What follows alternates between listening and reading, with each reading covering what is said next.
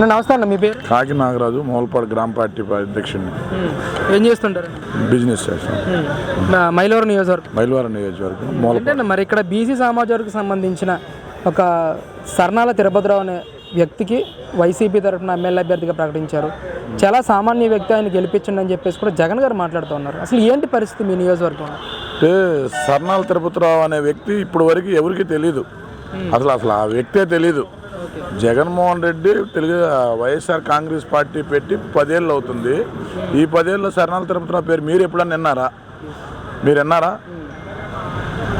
సర్నాల తిరుపతిరావు కాదు క్యాండిడేట్ ఇక్కడ. జగన్మోహన్ రెడ్డి క్యాండిడేటు.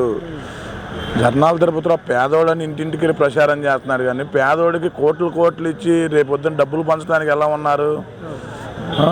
కార్లు ఇచ్చి ఎలా పంపిస్తున్నారు? సర్నాల తిరుపతిరావు ఎవరండి? సర్నాల తిరుపతిరావుకి కేపీ గారికి మాకు పోటీ కాదు మేము అనుకోవటం. ఈ మైలవరం నియోజకవర్గంలో ఇంతవరకు రాని మెజార్టీ ఈసారి వసంత కృష్ణ ప్రసాద్ గారు గెలుస్తున్నారు. తెలుగుదేశం పార్టీ జెండా ఎగరేస్తుంది. చంద్రబాబు నాయుడు గారు మళ్ళీ అసెంబ్లీకి వెళ్తున్నారు, మేము పంపిస్తున్నాము. జగన్మోహన్ రెడ్డి నీ కపట యాశాలు మర్చిపో. ఇక్కడ నువ్వెవరెవరినో పంపించి కడప రౌడీలను పంపించి మైలవరం నియోజకవర్గాన్ని భయపెడతానికి చూస్తున్నామేమో. ఈ నియోజకవర్గం భయపెడతానికి ఎవరూ లేరు. నీవు వచ్చిన కడప నుంచి పరిగెత్తీయడానికి మేము రెడీగా ఉన్నాం. ప్రకాశం బ్యారేజ్ మీద గుర్తుపెట్టుకోండి. అంటే ముఖ్యంగా ఈయన సామాన్య స్థాయి నుంచి జడ్పీటీసీగా కానీ, ఈరోజు జడ్పీటీసీ నుంచి వైసీపీకి సంబంధించి ఎమ్మెల్యే అభ్యర్థిగా కానీ ఏ విధంగా ఎదిగారంటారు సర్నాల తిరుపతిరావు గారు? సర్నాల తిరుపతిరావు అనే వ్యక్తి జగన్ బినామీ, జోగి రమేష్ గారికి బినామీ. అసలు సర్నాల తిరుపతిరావు నిన్నటిదాకా ఎవరికి తెలియదు కదా. ఈ బినామీ ముసుగులో నుంచి బయటకు వచ్చిన వ్యక్తే కదా.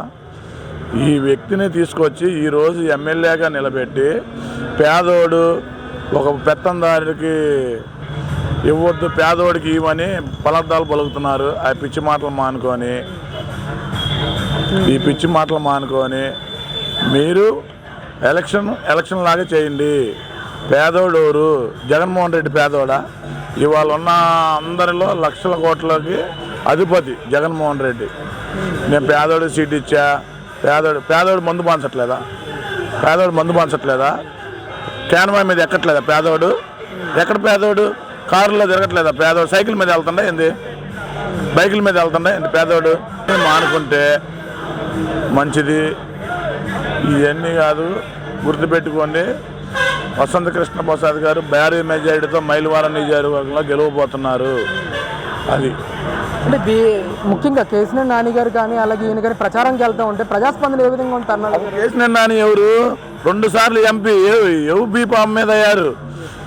తెలుగుదేశం పార్టీ బీఫామ్ మీద 2 సార్లు ఎంపీగా అయ్యి నిన్నటిదాకా జగన్మోహన్ రెడ్డిని తిట్టి తెలుగుదేశం పార్టీని ఈరోజు విమర్శిస్తారు. కేసీఆర్ నాని ఎవరు అంటే ఇవాళ ప్రజలు పిచ్చోళ్ళ? నిన్నటిదాకా జెండా మోసి ఇవాళను చంద్రబాబు నాయుడు తిట్టే అంత క్యాపబిలిటీ ఉందా కేసీఆర్ నానికి? సార్, ఈ నియోజకవర్గం సంబంధించిన వ్యక్తిగా సర్నాల తిరుపతిరావు గురించి చెప్పాలంటే ఒక్క మాటలో ఏం చెప్తారండి?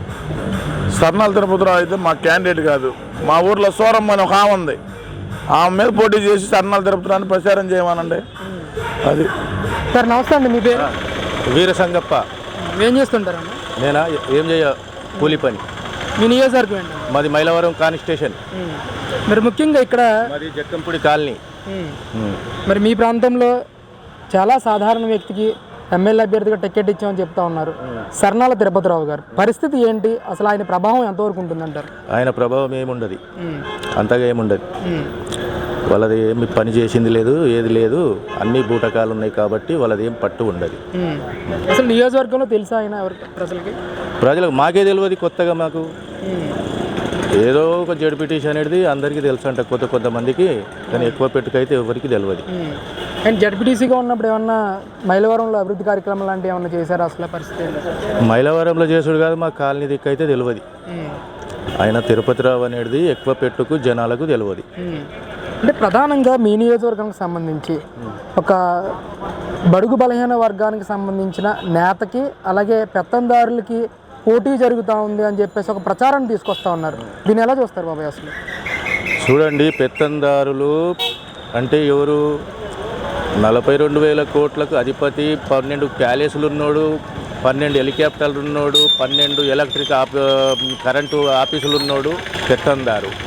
ఏది లేనోడు ప్రజల కోసం కష్టపడతాడు. కాబట్టి ప్రజల కోసం కష్టపడేది తెలుగుదేశం పార్టీ. నందమూరి తారక రామారావు జమానాల నుంచి వినా ఇప్పటి వరకైనా ప్రజలకు తెలివి తెచ్చింది తెలుగుదేశమే. మండలాలు కానీ, పటేల్తనం కానీ, పట్వార్తనాలు కానీ అవన్నీ చేసింది నందమూరి తారక రామారావు గారు. అది తప్ప ఇంకొకటి వీళ్ళు చేసేది ఏం లేదు, అంతా శూన్యం. మరి ఇక్కడ ప్రధానంగా మీ నియోజకవర్గంలో బీసీ సామాజిక వర్గం కూడా ఎక్కువగానే ఉంది. మరి అదే సామాజిక వర్గానికి సంబంధించిన వ్యక్తిని ఎమ్మెల్యే అభ్యర్థికి నిలబెట్టింది వైసీపీ. ఎంతవరకు ప్రభావం ఉంటుందంటారు? వసంత కృష్ణ ప్రసాద్ గారికి ఎంతవరకు సపోర్ట్ ఉంటుందంటారు?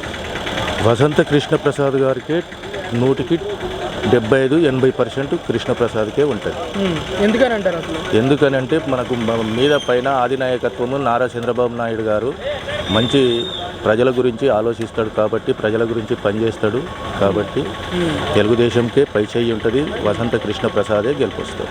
అంటే మీ ప్రాంతంలో ఆయన చెప్పేది ఏంటంటే వైసీపీ అభ్యర్థి సర్నాల తిరుపతిరావు గారు జగన్ గారి ఆశీస్సులు, జగన్ గారు చేసిన సంక్షేమ అభివృద్ధి నన్ను గెలిపిస్తాయని చెప్తా ఉన్నారు. మీ ప్రాంతంలో ఎలాంటి అభివృద్ధి జరిగింది? మా ప్రాంతంలో ఎటువంటి అభివృద్ధి కాదు. ఇప్పటికీ త్రాగడానికి మంచినీరు సౌకర్యము లేదు, ఒక హాస్పిటల్ లేదు, ఇంకొకటి ఒక గంజాయి నల్లమందు ఏది ఇంకా డ్రగ్స్ ఇవి తప్ప వాళ్ళు చేసినది మంచి పని, అది తప్ప ఇంకోటి ఏది లేదు.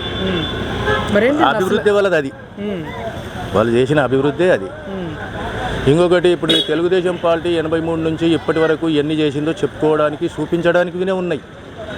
1983 నుంచి మన ఉమ్మడి ఆంధ్రప్రదేశ్ టైం నుంచి అయినా మనం వేరుపడ్డదాకైనా చెప్పడానికి చాలా ఉన్నాయి. అయితే తిరుపతిరావు గారి ప్రభావం ఉండదంటారా? ఉండదండి. మన వసంత కృష్ణ ప్రసాదే 90% మెజార్టీతో గెలుస్తారు. అంటే కేసినేని నాని గారు కానీ అలాగే జోగి రమేష్ గారు కూడా ఇదే ప్రాంతానికి సంబంధించిన వ్యక్తి కదా, వీళ్ళిద్దరి ప్రభావం ఎంతవరకు ఉంటుందంటారు ఈయన గెలుపు విషయంలో? ఇప్పటికీ వాళ్ళిద్దరి మీద వ్యతిరేకమే తప్ప అనుకూలం అనేది ఏం లేదు. మరేంటి అసలు ఈ సర్నాల తిరుపతిరావు గారిని సాధారణ కార్యకర్త నుంచి జడ్పీటీసీ, ఈరోజు జడ్పీటీసీ నుంచి ఎమ్మెల్యే అభ్యర్థి, అసలు ఎలా ఎదిగారంటారు ఇంత ఎత్తుకు? ఎదగడం తక్కువ, ఏదో ఎమ్మెల్యే అభ్యర్థి దొరకక ఆయనను పెట్టారు, అభ్యర్థి లేకనే పెట్టారు. అసలు ఆయన గురించి చెప్పాలంటే ఒక్క మాటలో ఏం చెప్తారండి? ఆయన గురించి చెప్పాలంటే ఆయన జడ్పీటీసీ స్థాయికే పనిచేయడు, అంతే అంతే.